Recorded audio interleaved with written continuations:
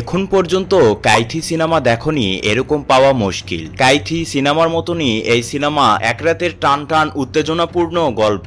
গাড়ির ভেতরে পাওয়া গেল 13 বছরের এক মেয়ের উলঙ্গ দেহ, আর সেই রাতে থানায় ঢোকে এক মারদাঙ্গা অফিসার। মাদকাসক্ত মন্ত্রীর ছেলে মহিলা পুলিশ কর্মকর্তার গায়ের কাপড় ছিঁড়ে ফেলে। ওই মুহূর্তেই অফিসার তাকে গ্রেপ্তার করে, কিন্তু তারপরে ঘটে ভয়ঙ্কর ঘটনা। থানার ভিতরেই রহস্যময়ভাবে মারা যায় মন্ত্রীর ছেলে। কিন্তু কেন, কিভাবে? সবকিছুর পেছনে লুকিয়ে আছে রক্তহিম করা ঘটনা। গুন্ডা মাফিয়াদের লক্ষ্যবস্তু এখন এই থানা। সম্পূর্ণ রাত এক রক্তাক্ত হোলি খেলায় মেতে ওঠে। পুলিশ কর্মকর্তারা কি পারবে নিজের জীবন সেভ করতে? আজ আমি তোমাদের জন্য নিয়ে এসেছি টুইস্ট, থ্রিলে ভরপুর ম্যাক্স সিনেমা। মারকাট অ্যাকশন যারা পছন্দ করো তাদের জন্যই এই সিনেমা। তাহলে চলো আর দেরি না করে শুরু করা যাক। সিনেমার শুরুতেই দেখা যায় যে কয়েকজন গুন্ডারা মিলে আর্জুনকে মারার জন্য এগিয়ে যাচ্ছে। গাড়ির ভিতরে গুন্ডাদের মধ্যে একজন বলছে, আমরা কতজনকে মারতে যাচ্ছি? তাদের মধ্যে একজন বলে ওঠে, আমরা একজনকে মারতে যাচ্ছি। তখন সে বলে ওঠে যে একজনকে মারার জন্য এতজন আমরা যাচ্ছি? গুন্ডা উত্তর দেয়, আমরা যাকে মারতে যাচ্ছি সে হিংস্র দানব, সে ভয়ানক একজন। আমার মনে হয় এতজনও কম হয়ে যাবে। আর্জুন তখন তাদের গাড়ির সামনে এসে দাঁড়িয়ে যায়। আর্জুনের চোখে কোনো ভয় ভীতি ছিল না। আর্জুন ওই গাড়িটি ব্লাস্ট করে দেয়। গুন্ডারা সকলেই গাড়ির ভিতরে মারা যায়। সিন 12 ঘন্টা আগে চলে আসে। এখানে দুই মিনিস্টারকে দেখানো হয়। দুই মিনিস্টারের নাম ড্যানিয়েল আর পারশুরাম। তারা 2000 কোটি টাকা দুর্নীতি করেছে। তাদের দুই ছেলে মাইকেল আর ভীরা, তারাও জড়িত ছিল এই ঘটনার সাথে। কিন্তু এই ঘটনাটি জানতে পেরেছে এক সাংবাদিক। তাই মিনিস্টার তাদের ছেলেদের বলে, যাও এই সাংবাদিককে ধরো এবং মেরে ফেলো। ঘটনাটি জানাজানি হওয়ার আগে সাংবাদিক শিবা যেন তার জায়গা মতন পৌঁছে যায়।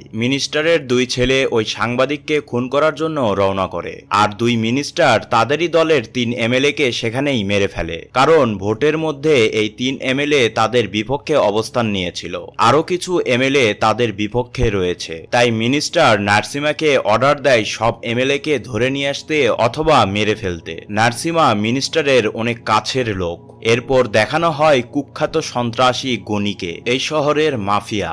আজকে তার জন্মদিন, সেজন্য শহরের সব কুখ্যাত গুন্ডারা তার পার্টিতে এসেছে। এখানে মন্ত্রীর দুই ছেলেও আসে। মাইকেল আর ভীরা গনির কাছে ওই সাংবাদিককে মারার জন্য বলে। গনি তার লোকজনকে পাঠিয়ে সেই সাংবাদিককে মেরে ফেলে। নার্সিমা একে একে সব এমএলএদেরকে মেরে ফেলে, কাউকে হুমকি দেয়, ভয় দেখায়, যেন মিনিস্টারের পক্ষে থাকে।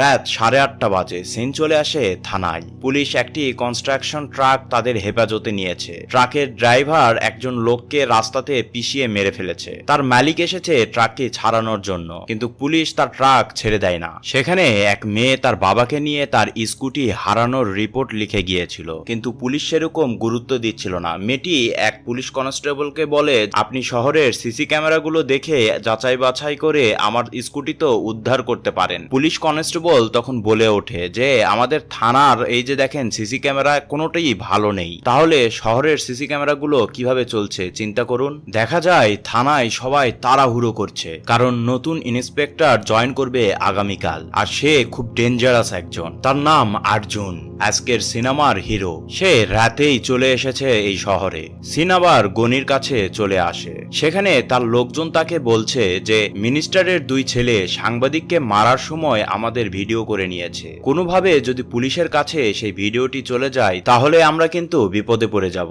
তাই গনি তার লোকজনকে মাইকেল আর ভীরাকে ডাকার জন্য পাঠায়। এরপর দেখানো হয় রাস্তার মধ্যে পেট্রোলিং করছে পুলিশ অফিসাররা। সেখানে দুইজন বাবা মা আসে তার মেয়ের খোঁজ করার জন্য।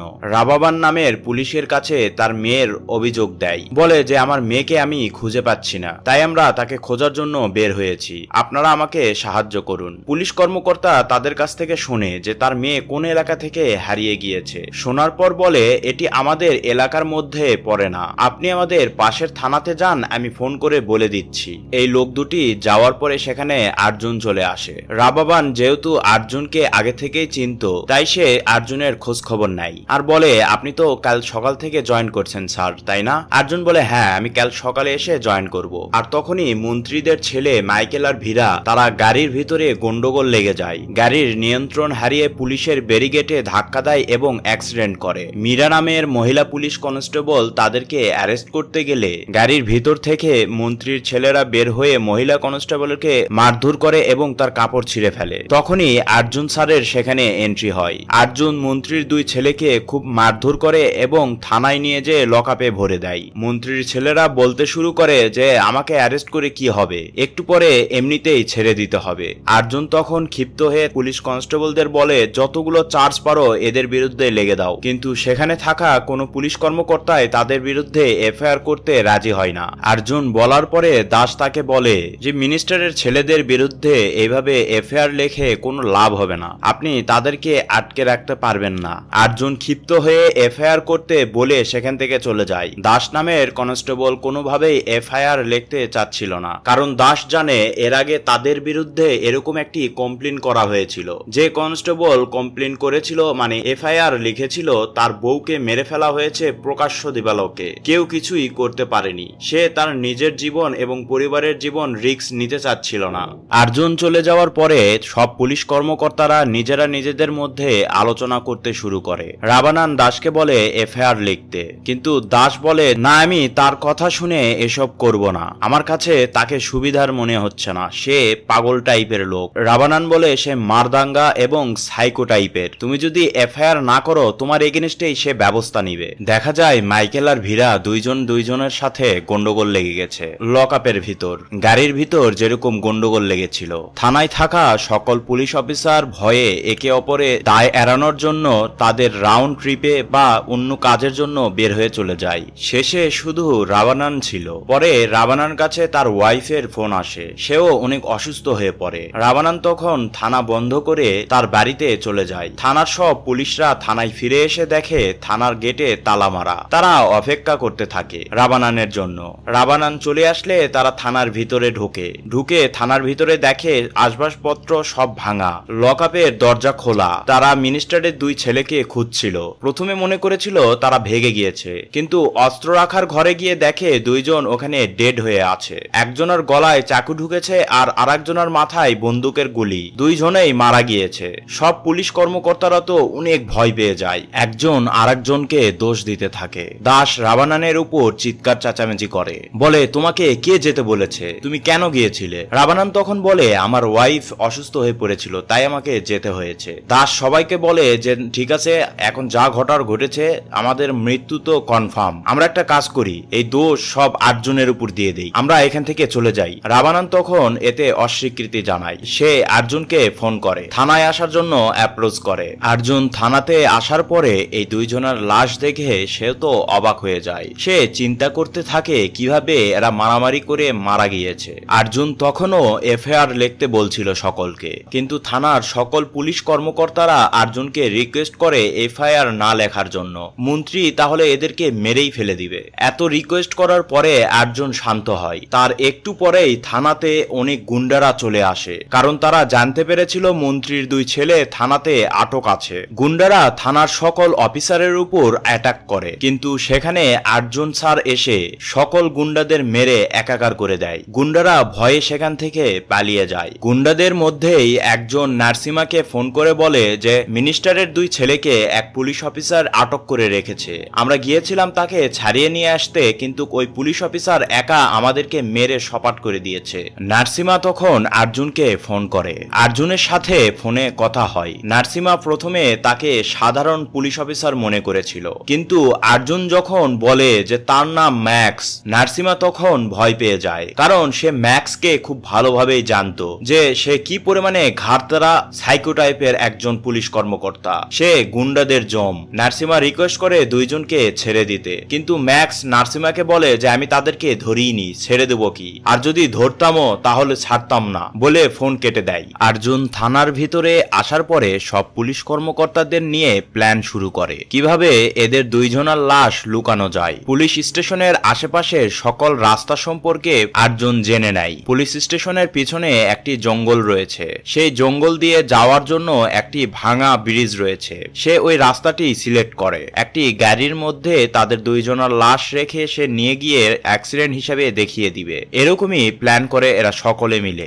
যেন বাহিরের সবাই মনে করে তাদের অ্যাক্সিডেন্ট হয়েছে আর তারা সেভাবেই মারা গিয়েছে। সকলকে প্ল্যান বোঝাচ্ছিল তখনই পুলিশ কমিশনার আর্জুনকে ভিডিও কলে ফোন করে। আর্জুন বুঝে যায় যে কমিশনার কেন ফোন করেছে। সে আগেই সব পুলিশদের বলে তোমরা প্রস্তুত হয়ে নাও, আমি তার সাথে কথা বলছি। ফোন রিসিভ করার পরে কমিশনার আর্জুনকে বলে তুমি মিনিস্টারের ছেলেদের ধরে নিয়ে এসেছো কেন, তাদেরকে ছেড়ে দাও। আর্জুন কমিশনারকে বলে যে আমি তাদেরকে ধরেছিলাম কিন্তু মিনিস্টারের ছেলে জানার পরে ছেড়ে দিয়েছি। কমিশনার আর্জুনের কথা কোনোভাবেই বিশ্বাস করে না। আর্জুন তখন পুরো থানা ভিডিও কলে দেখায় কমিশনারকে। থানার ভিতরে জিনিসপত্র যেগুলো ভাঙা ছিল বা রক্তের দাগ ছিল সবকিছু থানার অন্য পুলিশ কর্মকর্তারা ইনস্ট্যান্ট পরিষ্কার করে ফেলে ভিডিও কলে কমিশনারকে দেখানোর জন্য। যেদিকে পরিষ্কার হচ্ছিল আর্জুন সেদিকেই ভিডিও কল করে দেখাচ্ছিল। তারপরও কমিশনার বিশ্বাস করতে চায় না। এরপর আর্জুন ফোনটি কেটে দেয়। কমিশনার নার্সিমাকে ফোন করে বলে যে আমি থানার সবকিছুই দেখলাম, থানাতে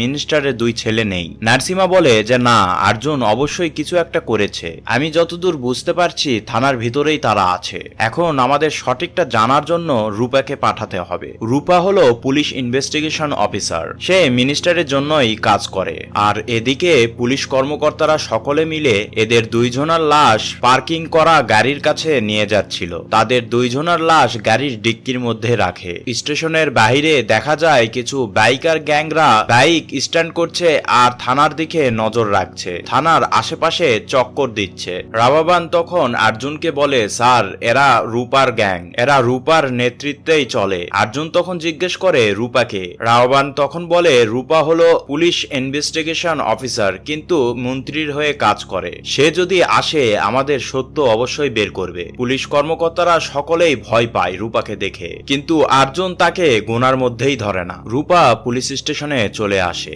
আসার পরে থানার সকলের চেহারায় চিন্তার ভাব দেখে সে বুঝে যায় যে থানাতে কিছু একটা তো হয়েছে। সে চারিদিকে লক্ষ্য করতে থাকে। এক পর্যায়ে সে রক্ত দেখতে পায়। সে রক্তের কাছে গিয়ে অনেক সতর্কতার সাথে তার পায়ের সাথে রক্ত লাগিয়ে নেয়, ডিএনএ টেস্ট যেন করতে পারে। কিন্তু কোনো পুলিশ কর্মকর্তাই সেটি বুঝতে পারে না। আর্জুন সেটি বুঝতে পারে। আর্জুন রূপাকে কোনোভাবে এই স্যাম্পল নিয়ে বাইরে যাওয়ার জন্য আটকায়। তখনই বৃষ্টি চলে আসে। রূপাকে ওয়েট করতে বলে। রূপাও বোঝে যে বৃষ্টিতে যদি বের হয় তার পায়ের স্যাম্পল নষ্ট হয়ে যাবে। সে থানাতেই ওয়েট করতে থাকে বৃষ্টি ছাড়ার জন্য। বৃষ্টি ছাড়লে রূপা যখন বের হবে তখন সে লক্ষ্য করে না যে স্টেশনের বাইরে পানি জমে আছে। সে পানিতে পা দিয়ে দেয়, তার পায়ে জুতাতে লাগা স্যাম্পল নষ্ট হয়ে যায়। আর্জুন এটি চাচ্ছিল, সেজন্যই রূপাকে আটকায়। রূপা থানা থেকে বের হয়ে নার্সিমাকে ফোন করে। নার্সিমা জিজ্ঞেস করে মিনিস্টারের ছেলেরা কি থানার ভিতরে আছে। রূপা বলে যে না, আমি তাদেরকে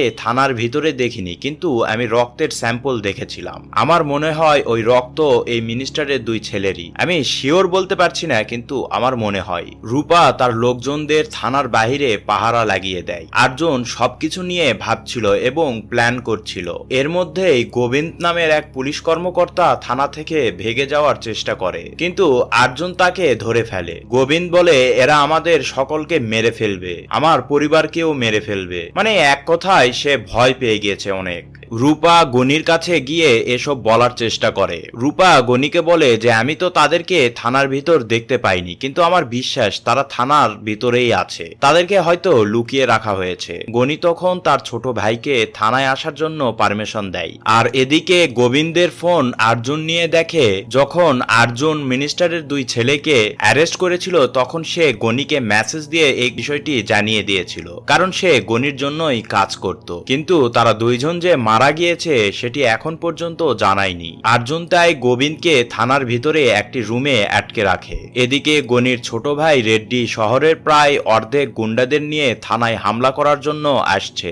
আর্জুন তখন দাসকে বলে তুমি গাড়ি নিয়ে বের হয়ে যাবে, রেড্ডিরা মনে করবে যে ওই গাড়িতে মিনিস্টারের দুই ছেলে রয়েছে, তাই তোমাদের পিছু নিবে। আর এদিকে সে আরেক কর্মকর্তা শামেক বলে যে তুমি পিছনে যে ভাঙা ব্রিজ রয়েছে সেটি দিয়ে জঙ্গলের রাস্তা দিয়ে মেন রোডে গিয়ে একটি জায়গায় তাদের লাশ রেখে দিবে গাড়ি সহ।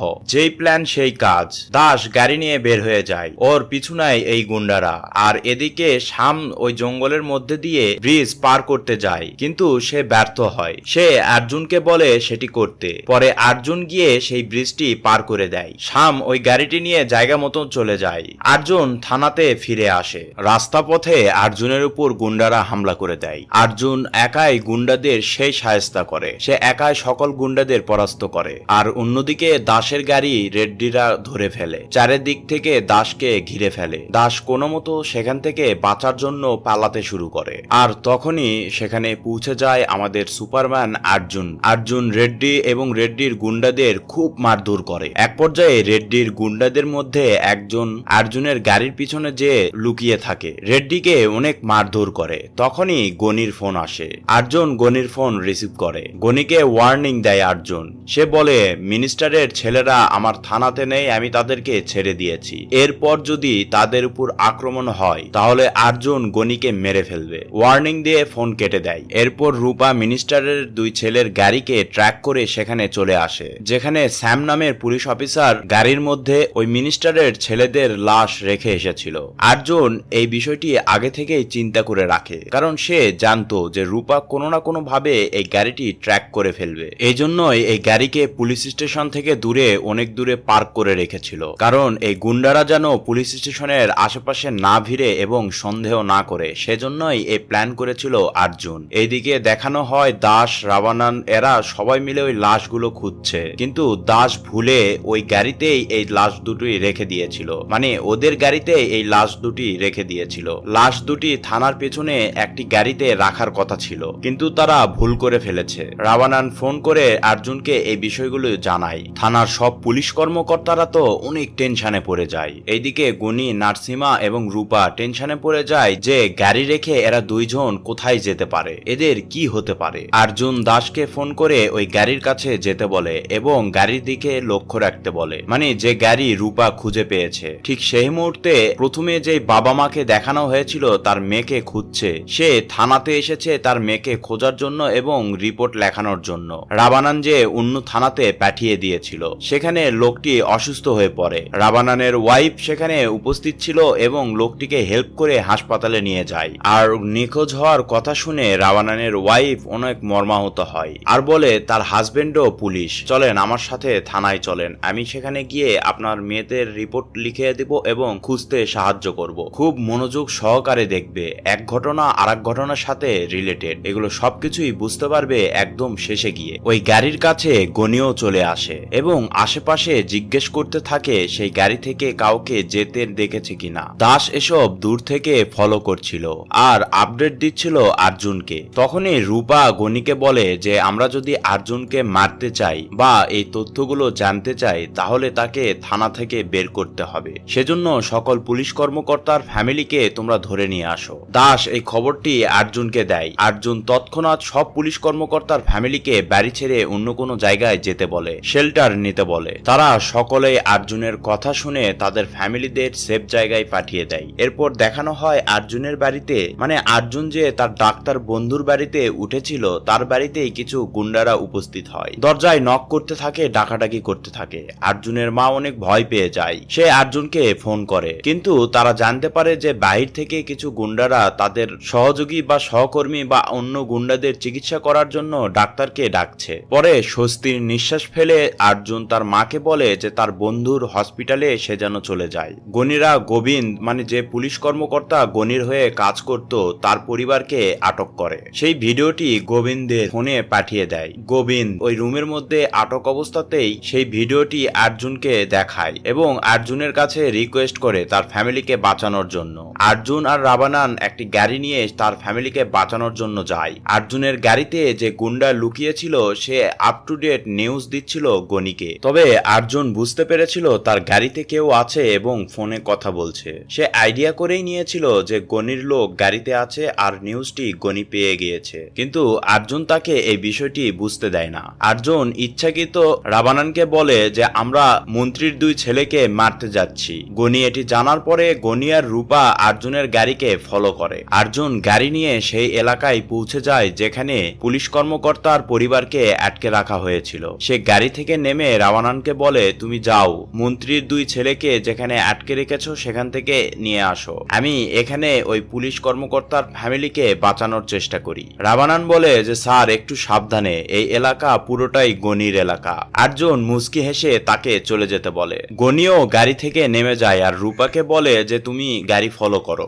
রাবানানকে ফলো করো। আর্জুন কোনো মতে গনির চোখ এড়িয়ে গোবিন্দের, মানে ওই পুলিশ কর্মকর্তার ফ্যামিলিকে বাঁচানোর জন্য চলে যায় আর সাথে সাথে দাসকে ফোন করে বলে যে তুমি যে কোনো উপায়ে ওই গাড়ি থেকে লাশগুলো বের করে থানায় নিয়ে চলে আসো। অর্জুন এখানে গুন্ডাদের তুমুল মারধর করে এবং গোবিন্দের পরিবারকে সেভ করে। অর্জুন গনির ফোনে একটি মেসেজ ভিডিও পাঠায়। গনি ভিডিও ওপেন করে দেখে তার বাবাকে আটকে রেখেছে অর্জুন। গনি তো অনেক ভয় পেয়ে যায়। আর অপরদিকে রূপা রাবানানকে খুঁজতে খুঁজতে একটি গুডাউনে চলে যায়। রাবানান সেখানে লুকিয়ে পড়ে। রূপাও তাকে খুঁজতে থাকে। এর ভিতর দাস আর অফিসাররা মিলে তাদের দুইজনের লাশ গাড়িতে তুলছিল স্টেশনে নিয়ে যাওয়ার জন্য। তখনই রাবানানের গাড়িতে লুকিয়ে থাকা সেই লোকটি তাদেরকে দেখে ফেলে। সে রূপাকে ফোন করছিল। দাস সেটি বুঝতে পেরে সেই লোকটাকে ওখানেই মেরে ফেলে। লোকটা বললে ভুল, গুন্ডা। গনি তাড়াতাড়ি তার বাড়িতে চলে আসে তার বাপের সাথে দেখা করার জন্য।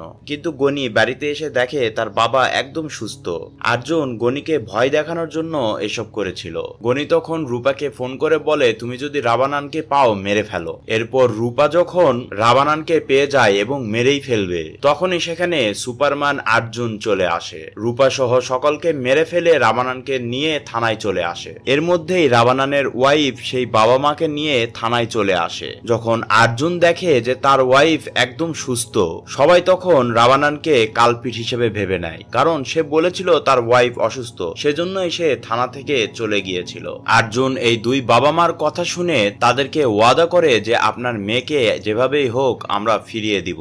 সবাই মিলে রাবানকে জিজ্ঞেস করে। অর্জুন রাবানকে বলে যে তুমি এই মিনিস্টারের দুই ছেলেকে মেরেছো তাই না? বলো, ঘটনাটি আমি জানতে চাই, সম্পূর্ণ সত্য সত্য বলো, কারণ শুরু থেকেই তুমি মিথ্যা কথা বলেছো। রাবাবান তখন বলা শুরু করে, আমি যখন থানা থেকে বের হয়ে যাচ্ছিলাম তখন দেখি মিনিস্টারের দুই ছেলেরা গন্ডগোল শুরু করে দিয়েছে। আমি তা ইগনোর করে চলেই যাচ্ছিলাম। তখন মিনিস্টারের ওই ছেলের গাড়ি থেকে একটু শব্দ পাচ্ছিলাম। কিছুটা এগিয়ে যেতে একটি মেয়ের গঙ্গানোর শব্দ আমি পাই। গাড়ির ডিক্কি খুলে আমি তো হতবাক হয়ে যাই। আমার চোখ কপালে উঠে যায়। চোখের পানি আমি কোনোভাবেই ধরে রাখতে পারিনি। 13 বছরের একটি ছোট বাচ্চাকে এরা রেপ করেছে। এই পশু, এই জানোয়ারেরা সেই মেয়েকে উলঙ্গ করে ডিক্কিতে রেখে দিয়েছে। আমি তার শরীর ঢেকে তাকে হাসপাতালে পৌঁছে দিয়ে আমি থানাতে ফিরে আসি এবং আসার পর দেখি এই দুই গুন্ডা, এই দুই জারস সন্তান মারামারি করছে। আমি রাগ কন্ট্রোল করতে না পেরে তাদের উপর আক্রমণ করি। তাদের সাথে আমার হাতাপাই হয়। এক পর্যায়ে আমি একজনকে গুলি করে দিই আর অন্যজন আচমকা সেই চাকুর উপর পড়ে যায় এবং দুইজনেই এইভাবে মারা যায়। আমি কি করব বুঝে উঠতে না পেরে থানাতে তালা লাগিয়ে দূরে গিয়ে ওয়েট করছিলাম সবার আসার জন্য। সবাই যখন চলে আসে আমি সবার শেষে এসে উপস্থিত হই আর সবকিছু না জানার ভান করি। সে কান্না করতে করতে বলে, স্যার আমার জায়গায় যদি আপনি থাকতেন তাহলে আপনি কি করতেন? আপনারা আমাকে যে শাস্তি দিবেন আমি মাথা পেতে নিব স্যার, বলে কান্না করতে থাকে। আর এই মেয়েটি সেই মেয়ে যে প্রথমে দুই বাবা মা তার মেয়েকে খুঁজছিল, সেই দুই বাবা মারই এই ছোট্ট সন্তান। সেই মুহূর্তে গোবিন্দ পুলিশ স্টেশন থেকে ভেগে যাচ্ছিল আর গনির হাতে পড়ে যায়। গনি গোবিন্দকে ধরে নিয়ে যায় এবং অনেক টর্চার করে। অর্জুন এটি জানার পরে গনিকে ফোন করে ভিডিও কলে। অর্জুন গনিকে বলে, আমি তো গোবিন্দের ফ্যামিলিকে তোমার এলাকা থেকেই বাঁচিয়ে নিয়ে এসেছি, তুমি আমার কিছুই করতে পারোনি। আর অসহায় এই গোবিন্দকে তোমরা মারছো। তোরা যদি এক বাপের বেটা হয়ে থাকিস, আয় আমার সাথে আয়, ফাইট কর, আমি থানাতেই আছি। তোরা কত বড় মাফিয়া আমি দেখতে চাই। গনি তখন রাগ করে ফোন কেটে দিয়ে অর্জুনকে মারার জন্য শহরের সকল গুন্ডাদের নিয়ে চলে যায় থানার উদ্দেশ্যে। অর্জুন থানার সকল পুলিশ কর্মকর্তাদের বলে, তোমরা সকলে চলে যাও, আমি একাই ওদের ব্যবস্থা করতে পারবো। থানার পুলিশ কর্মকর্তারা তখন ইমোশনাল হয়ে বলে যে স্যার আমরা একা ফেলে আপনাকে যাব না, আপনি আমাদের পরিবারের জন্য এত কিছু করেছেন বা করছেন, আমাদের পরিবারের জন্যই তো আপনার এই ফাইটটা শুরু হয়েছে, আমরা আপনার পাশে আছি। সিন চলে আসে হসপিটালে। অর্জুন ওই 13 বছরের মেয়ে বাচ্চাকে ভালো হসপিটালে শিফট করায় তার উন্নত চিকিৎসা করানোর জন্য। মূলত ওই হসপিটালের সার্জন ছিল তার বন্ধু, যার বাড়িতে সে উঠেছিল। গনিরা যখন গাড়ি নিয়ে থানার পাশে চলে এসেছিল তখন অর্জুন একটি ব্লাস্ট করায়। সেখানেই অনেকগুলো গাড়ি ব্লাস্ট হয়ে যায়, অনেক গুন্ডা মারা যায়। আর এদিকে থানার পুলিশ কর্মকর্তারা থানার ছাদ থেকে তাদের উপর গুলি ছোড়া শুরু করে। অর্জুন একে একে গনির সকল গুন্ডাদের মেরে ফেলে। এদিকে নার্সিমাও চলে এসেছিল। নার্সিমা থানার ভিতরে দাসকে মারধর করছিল, দাসকে মেরেই ফেলবে, তখনই আর্জুন থানার ভিতরে ঢুকে পড়ে এবং নার্সিমাকেও মেরে ফেলে। তখনই গনি এখানে চলে আসে, গনির সাথেও তুমুল ফাইট হয়। আর্জুন মানে আজকের মুভির নায়ক ম্যাক্স গনিকেও মেরে ফেলে। সবশেষে সেখানে দুই মন্ত্রীও চলে আসে, আর্জুনের দিকে বন্দুক তাক করে বলতে থাকে আমাদের ছেলেরা কই। আর্জুন তখন বলে ওঠে যে তোমরা আমার কিছুই করতে পারবে না, পিছনে তাকিয়ে দেখো, পিছে তো দেখো। তারা উপরে তাকাতেই দেখে সেখানে অনেকগুলো ড্রোন উঠছে, আর ওই ড্রোনে যা কিছু রেকর্ড হয়েছে সবকিছু লাইভ ক্যামেরাতে দেখানো হচ্ছিল, লাইভ টিভিতে দেখানো হচ্ছিল। দেখা যায় সকাল হতে হতেই সেখানে অনেক পুলিশ চলে আসে এবং অ্যাম্বুলেন্স চলে আসে। দেখা যায় দুই মিনিস্টারকে উপর থেকে ফোন আসে, তাদের মিনিস্টার পোস্ট চলে গিয়েছে।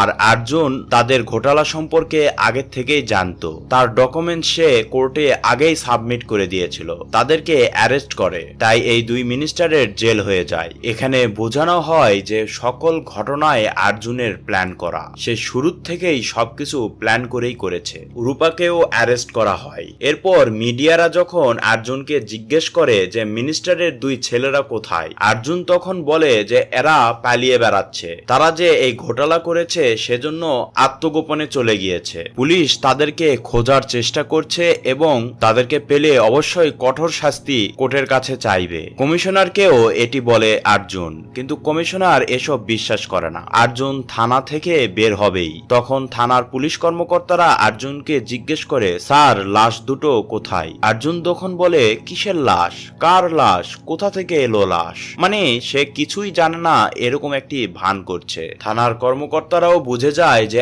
আর্জুন কি চাচ্ছে, তারা মুচকি হেসে আর্জুনের অনেক প্রশংসা করে। আর্জুন এরপর চলে আসে হসপিটালে। আর্জুনের বন্ধু আর্জুনকে বলে যে সে এখন কিছুটা সুস্থ আছে, তুমি চাইলে দেখা করে কথা বলতে পারো। এই ছোট বাচ্চাকে কেউ এইভাবে রেপ করতে পারে আমার কল্পনাতেও আসে না, এই দুই জানোয়ারকে উল্টো করে টাঙ্গিয়ে মেরে ফেলা উচিত। আর্জুন সেই 13 বছরের মেয়ে বাচ্চার সাথে দেখা করে, তার নাম সীমা। মেয়ে বাচ্চার মাথায় হাত বুলে দিয়ে বলে যে মা তুমি এখন কেমন আছো। মেয়েটি বলে এখন আমি কিছুটা সুস্থ আছি, কিন্তু আমি এই দুই জানোয়ারকে কখনো মাফ করব না। স্যার আপনি যদি এদেরকে পান এদেরকে মেরে ফেলবেন। আর্জুন তখন বলে যে ঠিক আছে আমি সেটিই করব। সেখানেই রিভিল হয়, শুরুতেই দেখানো হয়েছিল রাত 8:30টার সময় একটি কন্টেনার ট্রাক ছিল থানাতে আটক করা। সেই ট্রাক মূলত এসিডের ট্রাক ছিল, আর সেই ট্রাকের মধ্যেই দুই লাশ দিয়ে একদম দুই লাশকে ভ্যানিশ করে দেয়। যারা ধর্ষক তাদেরকে